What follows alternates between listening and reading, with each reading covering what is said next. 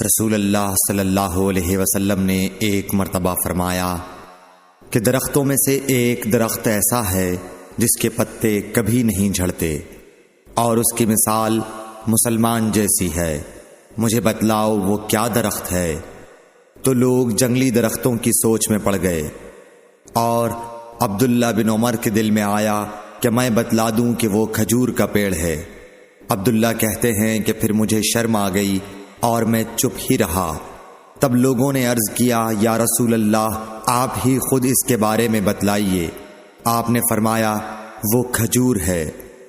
عبداللہ کہتے ہیں کہ میرے جی میں جو بات تھی وہ اپنے والد حضرت عمر رضی اللہ عنہ کو بتلائی۔ وہ کہنے لگے کہ اگر تو اس وقت کہہ دیتا تو میرے لیے ایسے ایسے قیمتی سرمایے سے زیادہ محبوب ہوتا۔ صحیح بخاری حدیث نمبر 131۔